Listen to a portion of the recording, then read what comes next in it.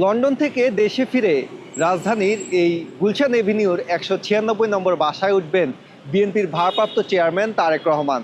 ইতিমধ্যে এই বাড়িটি তার জন্য পুরোপুরি প্রস্তুত করা হচ্ছে। 17 বছর পর দেশে ফিরে রাজধানীর গুলশান এভিনিউর এই 196 নম্বর বাড়িতে উঠবেন বিএনপির ভারপ্রাপ্ত চেয়ারম্যান তারেক রহমান। এর আগে মাল্টিন্যাশনাল কোম্পানি ব্রিটিশ আমেরিকান ট্যাবাকোর সিইও প্রধান নির্বাহী কর্মকর্তা এই বাড়িতেই ভাড়া থাকতেন। 6 মাস আগে তিনি বাড়িটি ছেড়ে দিয়েছেন। এর পরপরই তারেক রহমানের থাকার উপযোগী করতে প্রয়োজনীয় সংস্কারের উদ্যোগ নিয়েছে বিএনপি।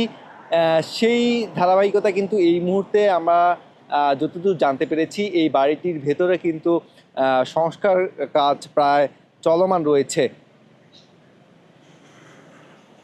বিচারপতি আব্দুস সাত্তার সরকারের সময় 1.5 বিঘা জমির ওপর নির্মিত এই বাড়িটি খালেদা জিয়ার নামে বরাদ্দ দেওয়া হয়েছিল।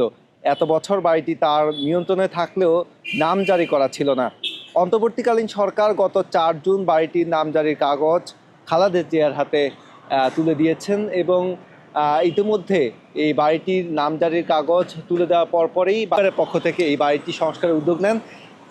ইতিমধ্যে কিন্তু তারেক রহমানের স্ত্রী ডাক্তার জুবাইদা রহমানও লন্ডনে যাওয়ার আগে এই বাড়িটি পরিদর্শন করে গিয়েছেন। মূলত মূল ভবন এবং সুইমিং পুল ছাড়াও সামনে অনেকটুকু খোলা জায়গা রয়েছে।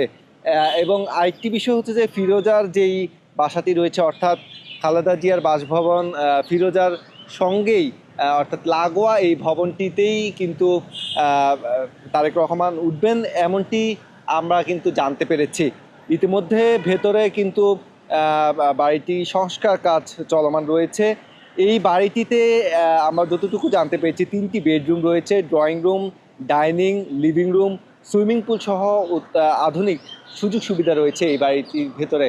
এবং এই মুহূর্তে কিন্তু আমরা দেখছি যে এই বাড়িটির ভেতরে নিরাপত্তা প্রহরী যারা রয়েছেন তারাও কিন্তু এই বাড়িটির দায়িত্বে এখন রয়েছেন এবং সিএসএফ যে সদস্যরা তারা বাড়িটির নিয়ন্ত্রণে রেখেছেন এবং তারেক রহমান দেশে ফিরলেই তিনি এই বাড়িতেই ওঠার কথা রয়েছে। গুলশান 2 নং গোলচক্কর পেরিয়ে এভিনিউর শেষ মাথার এই 196 নং বাড়িতেই উঠবেন বিএনপির ভারপ্রাপ্ত চেয়ারম্যান তারেক রহমান।